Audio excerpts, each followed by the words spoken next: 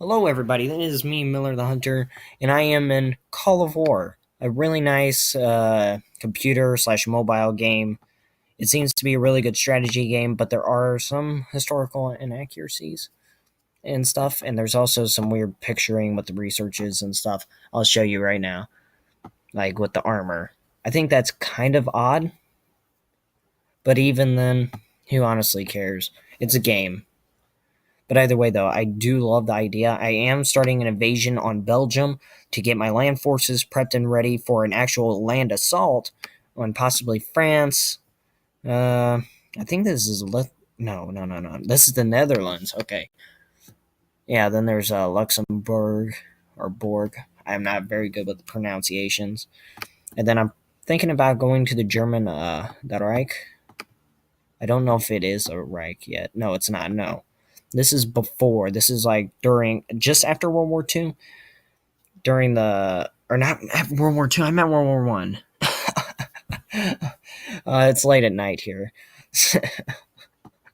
Forgive me for my stupidity.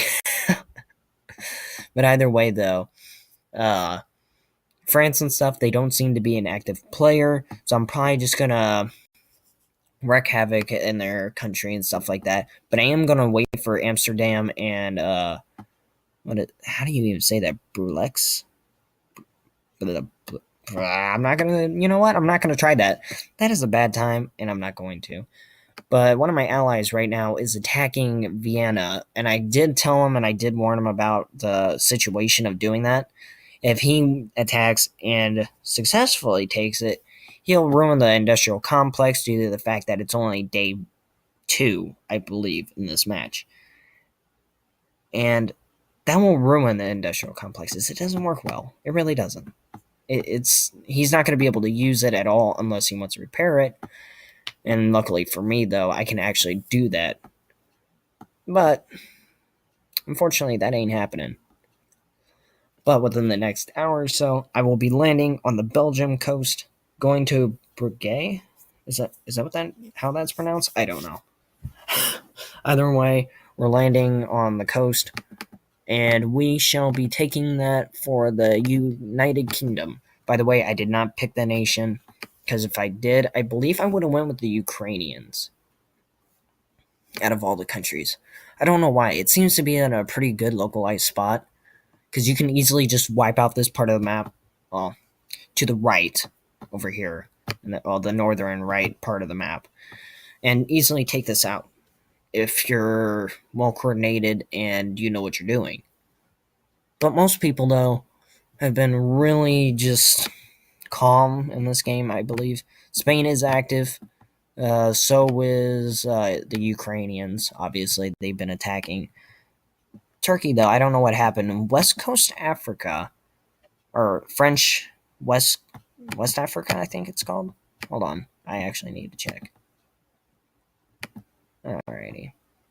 So, yes, it is French West Africa.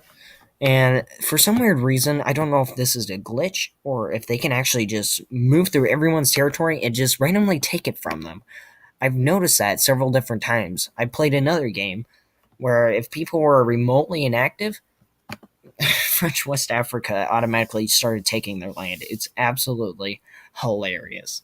I love that, but it's honestly extremely annoying, except especially to actual players who play it, because it doesn't make much sense for such a small coastal country to start attacking. You know, I believe it's much larger than what it shows. But yeah, though, I can't wait for this naval invasion. Well, it's not really an invasion. I'm landing my troops onto the that one British province right here in Ireland, and I'm going to just get ready for that for the attack on the rest of the Irish little landmass and stuff like that. The Irish island. I don't know what it's actually called, so instead of just Ireland. Anyway, though, I feel like Finland was also online, which is not very great on my end because that means I have another person to fight. Less people, the better. And especially like here. I don't know what Canada's actually been doing though. I really don't. They tried to attack the northern United States, but also the northern United States, when they were actually active, was to attack them. And I don't feel like that's going to go well at all. The southern United States is active. I know that for a fact because they did message me back after I messaged them, hello. That's how I kind of initiate, every single conversation in this entire game to see if they're active or not. And it is a very good tactic to know if people are actually going to be playing or not, even though they don't honestly have to tell you squat, though, and say a single word to you, and they could be active. But usually that tells me if they're active or not because most people in this game usually respond politely, which is really good. Because that means you don't have to deal with all that crap, with the extremely, I guess you could call it terribly mean people, mean spirited people, which I did deal with as communist Russia. And they were Iraq. Yeah, it was Iraq. The, the person I fought was Iraq. And apparently, though, he absolutely destroyed me. I'm not going to lie. He did. He definitely won the war. I shouldn't have honestly attacked him. He was like triple the size of me and stuff like that. He had so many tanks. And that's apparently one of the best strategies you can actually do in this game because the game is not finished. It can't be finished. There's no way because that is so broken. The tanks are so OP and everything else might as well die in front of a tank or even tank destroyers because they're actually pretty darn good, even the tank destroyers. Alrighty.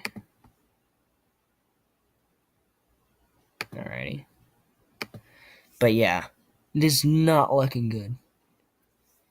Well, it's not too bad. It could be better, though.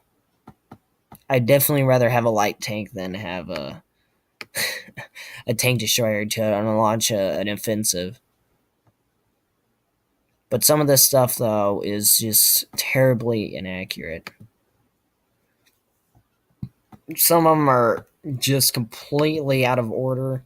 I also like how in the level 3 one it's an M4A3, but it should be the M4A3E. Is it E3 or E2 for the E8? Or the EZ8. So that's M4A3, I think E8. I believe that's the exact thing. Don't quote me on it. I don't remember. It's been a while since I've actually seen the model and seen the actual, full out thing.